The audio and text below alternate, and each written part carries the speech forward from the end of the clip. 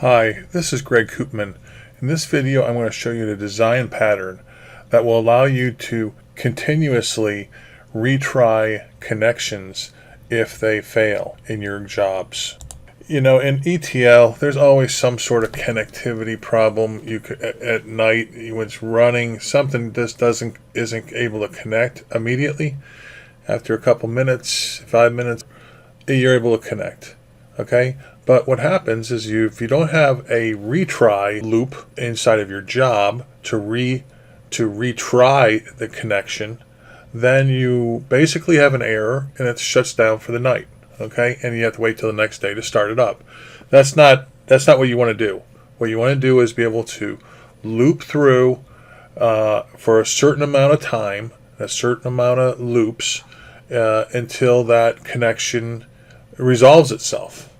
After a certain amount of tries and time, and it still doesn't connect, then you really have a big problem and you just have to error out the job. So I'm going to show you two jobs that work together to go ahead and give you this looping effect and solve your problem, or at least head towards solving your problem.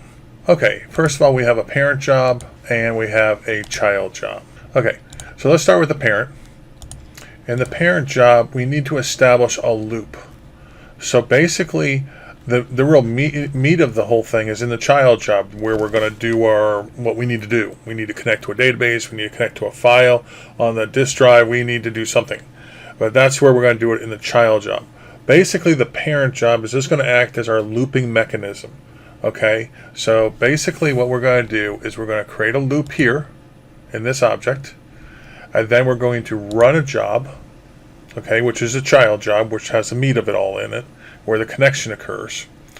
And then we do some logic once it comes back from that, from running the child job, it will come back. Now it might come back with an error, or it might be successful. So what we do over in this T-Java row is we establish some logic to determine what exactly happened. Okay, then if it does give us some sort of a connection exception error, then we go to sleep for some time. So let's say you make it 2 minutes, you make it 5 minutes, 10 minutes, whatever you want to do. In this case, because I'm demoing it, I think I make it 2 seconds. Okay, so we can move along really quick. Okay, but in general, it'll probably be like 2 minutes, 5 minutes, 10 minutes, something like that. And then you need to establish how many times you're going to try this loop. Are you going to let it go 5 loops? Are you going to do 15 loops? Are you going to loop all the way till the next morning? You have to decide that kind of thing. But there's mechanisms in this that we use to determine that. And the logic is also in there. So now, what happens if you keep on looping and let's say you have 10 loops, your maximum 10 loops you're going to give it. After 10 loops, it still can't connect. Well, then what we do is we're going to force it to die, which is going to cause a raise error, and that's going to raise an error and send out an email. Okay, so that's what this piece does. Now, in the child job, this is the guts of it right here, this particular box here.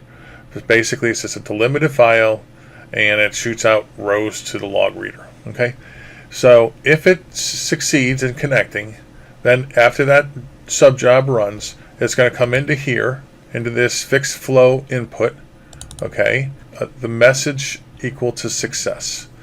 Okay, and let me point out one thing. If you haven't seen my video or if you don't understand how how you can send data between the parent and the child, basically from the child up back to the parent, you need to watch that before you watch this, because I'm doing that in here. Basically, it's kind of like a call by reference variable. Okay, and that video's name it's called Returning Variable Values from Child Jobs. So I recommend you watch that if you don't understand the part of this where the message or error messages is pushed back up to the parent job. Okay, because that's an important technique, and understanding that you need to be able to clearly understand that to really have control over these jobs. Okay, so getting back to basically the child job, it's going to try to open a delimited file. If it does not, it's going to error. And again, if it errors, it's going to go over to the log catcher, and that's going to push information out to the buffer output. Okay, and if inside of this, if it succeeds, like I say, it's going to go ahead and set the message up to success. Okay, all right. So that's basically the overview of these two packages. If it comes back at success here, it's all going to happen in here, and we're going to do the logic there. So there's a little Java in there. Let's just take a look at each of these objects in more detail now. Okay, so we have the T loop. So I'm going to open that T loop up. And what we got here is the component. Okay, so here in the component, the loop component, we're going to do a for loop. We're going to start from 1, and we're going to go to the max retries. Okay, this context variable is going to carry the max retries, because we're going to reuse this in different packages. Are going to have different numbers of retries probably. Okay, and the step is 1. No, nothing super interesting here, but let's look at that max retries though. So if we go up to context, different context variables here. I have a max retries, right, which is an integer. Let's just get these a little closer together so we can see better. Okay, so I have max retries, which I have set to 10. I have set that to 10. Connection error found, that's a Boolean. All right, so a true or false. So here I am in the parent job, and my loop is already using, so I go to my loop, and I look at my component on that. It's already using the max retry, so that's really going to be set to 10 when this job runs. Okay, so after that it's an iterate, right? It's going to iterate the rest of this subjob. So it's going to then go to the run job, and in the run job we call the connections retries child, which we alluded to earlier. Okay, in there we have a schema, and that's where we use the message column. And that's going to be populated over the child, and it brings it back into message up in the parent because of a buffer object that's used down inside of the child package. Okay, so here's our job. We're going to get a message back. So when we get that message back, that message is going to be one of 3 messages. It's going to be, or 3 types of messages. It's going to say success, which means that the connection worked, everything worked fine in the child package, there's nothing to worry about, there's no reason to do any more retries. Okay, that's what that type of message will say. Another message that will come back is saying a connection exception occurred, okay, an error, with that kind of message in it. So if there's that kind of message in it, then we're going to try to retry it, right? Because that's a connection problem. So we're hoping that connection problem will resolve itself, right? That's what we're looking for in the error message. If we don't see the word connection inside the error message, then we're going to assume it's just some other kind of error, and there's really not, we're not going to do any retries on it. We're just going to bounce out of this thing, send an error, send an email out. Okay, so those are the 3 types of exceptions we're going to work here with.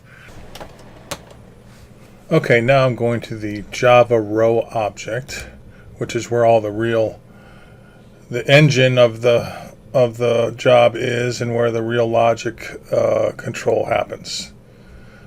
So I go there, I go to the components, and here's the logic. So basically, the first line of Java here is saying the row, which has the message column in it and the value, is pushed over to the Java row component. So that's where you see row 2, like matches row 2, and then message contains file not found exception. So what this means is if it gives the contains returns a Boolean, a true or false.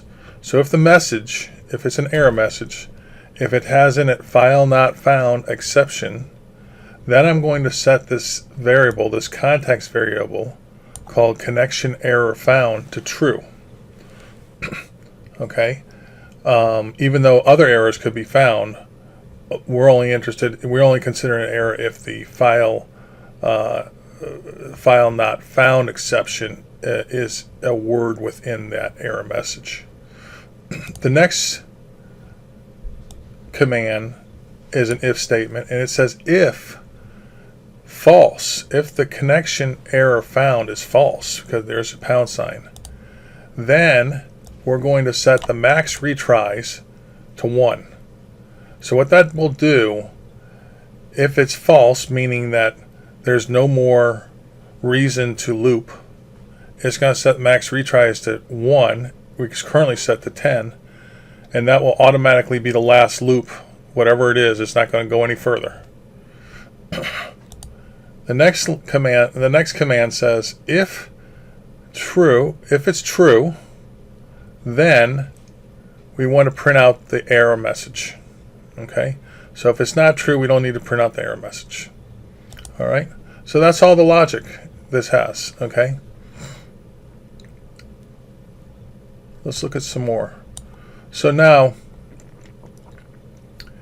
this particular if, there's an if control here. So this says if the connection is true, that means it's found, right? If it's found, that means if the error has a file not found exception in it, then it's going to sleep. It sleeps here for 5 seconds, but you probably have that for maybe 300 seconds for 5 minutes, whatever you use to for your iteration. So we're going to put it to sleep for 5 seconds. Then what will happen? It will start back at the loop and start over again.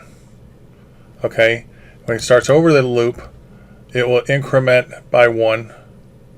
The step will increment by 1, so it'll be 2, and etc., etc. It will keep looping until it satisfies either this particular one says connection error is false, right? If it's false, it won't go to sleep. And also, there's another logic error here. If the row message equals success, okay. If it does not equal success, the pound equals. So if it finishes the whole subjob, the whole iterations, and it comes down here, and that last message it got doesn't equal success, which means it did find it, then it's going to do a T-die. In the T-die, you can put whatever you want in for the die message. In this case, it just said errors prevented successful completion of this job. Please see log. Okay, and that will then be picked up by this log catcher, and an email will be sent. Okay, so that's how that works. Let's go down over to the child job and look at its properties. So in the file job, we have a file input delimited file, which this is looking at my D drive folder retries and something called test.txt. In fact, let me show you that file. That file is a delimited file with Washington, Adams, Jefferson, Jackson, and Kennedy in it. And that delimited file is going to come in.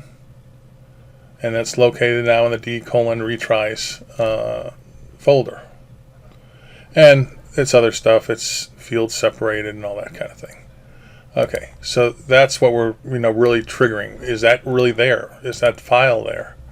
So if it's there, it's going to go to the main, this row main.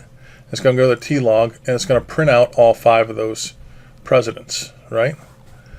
If it's not there, it's going to be an error is going to happen.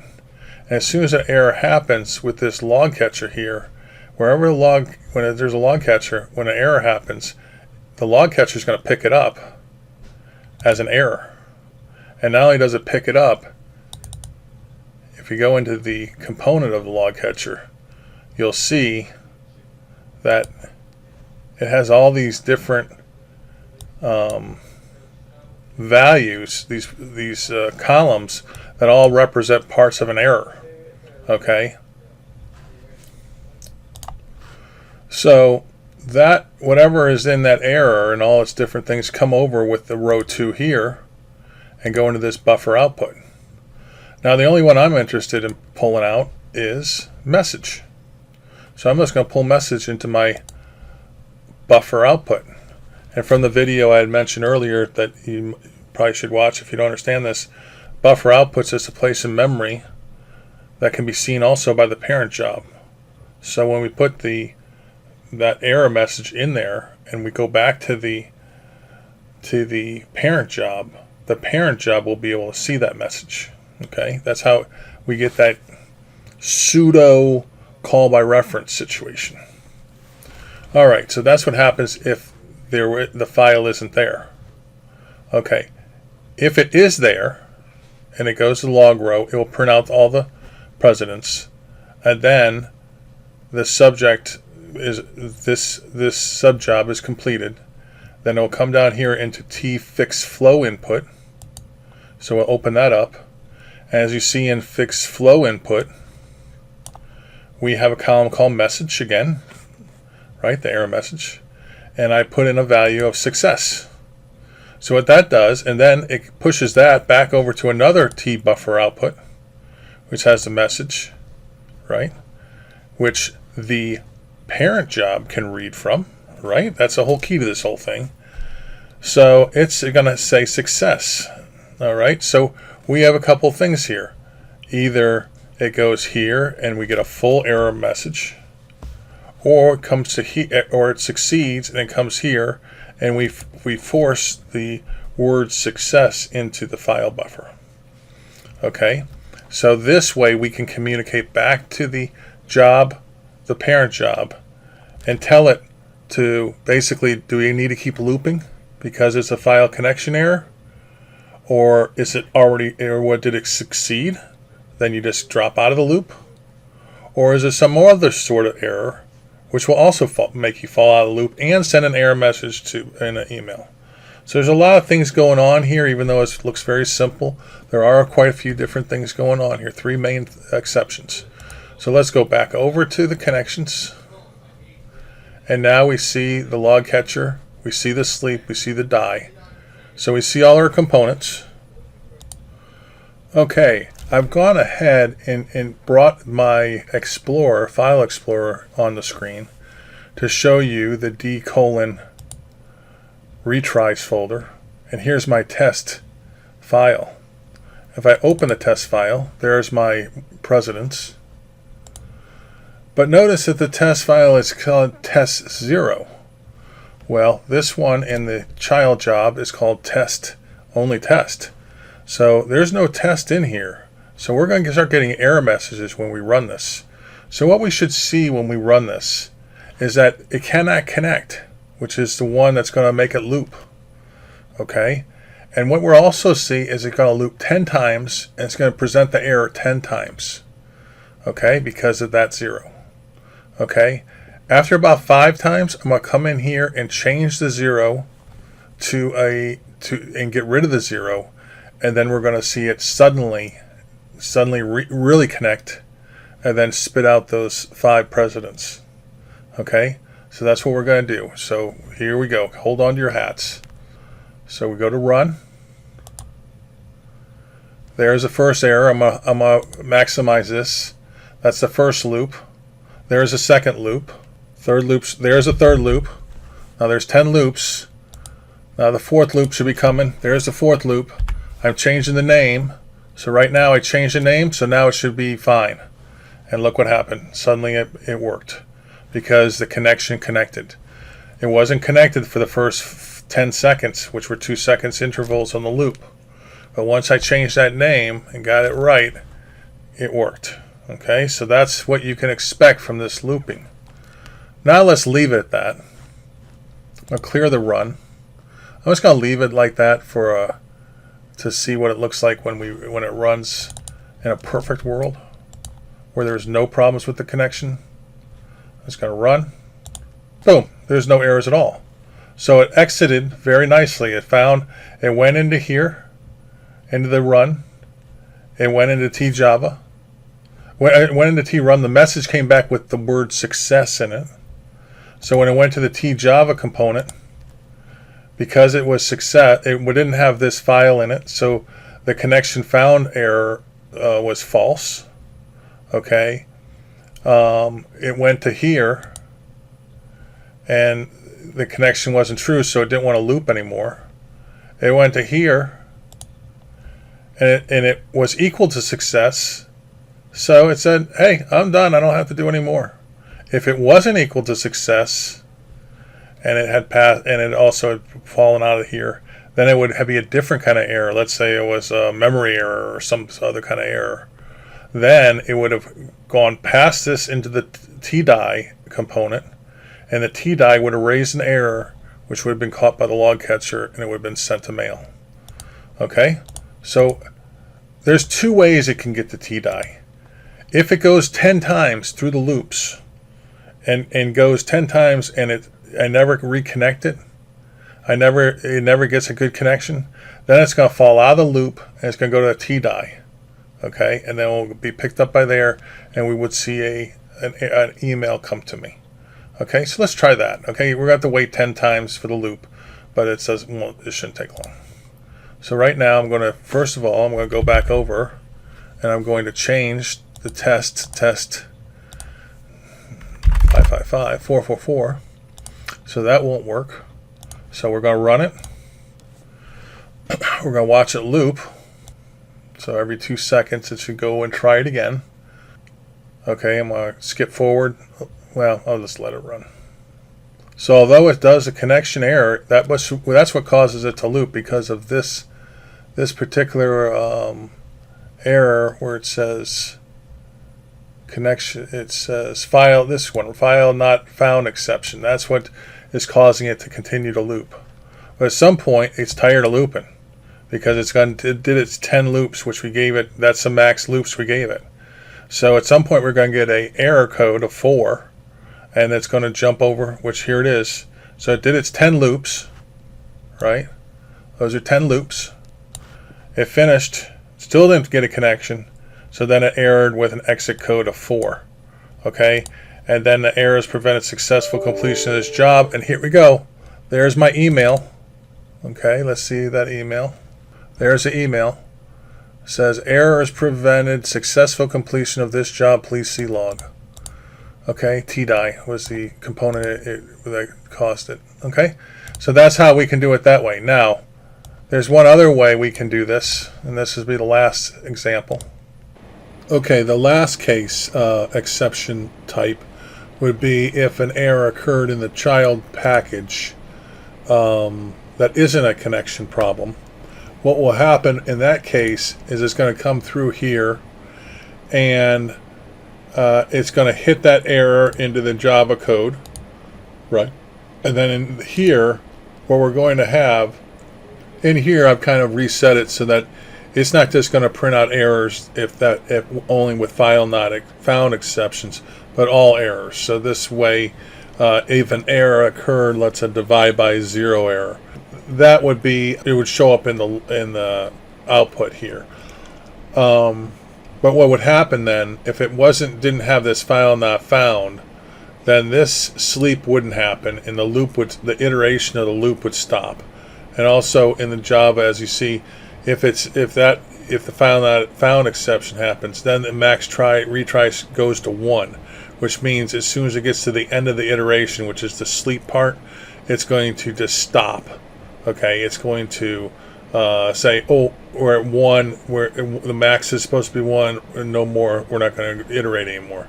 So then it's going to come into here for the logic for the TDI, and it's going to say, is the message not equal to success? Well, it is not equal to success. It's definitely not success, because it had a division by 0 error that came back in the message. So then this TDI would be activated, and that TDI, because the TDI is activated, then the log catcher is activated, and the email will be sent. This particular error message is pretty generic. You could probably say plus something like plus row 2 dot message, and that way not only would you get the message, you would get this, but you'd also get the message of the error, which you probably want. So you could always put a / and / n, give you 2 lines, and then the row message. Okay, so that's how the last exception would work. So that's how this design pattern works. I hope you might be able to use it in some of the work you do. I hope you like it. Thanks a lot for watching, and I hope you watch more of my videos. Thank you. Bye.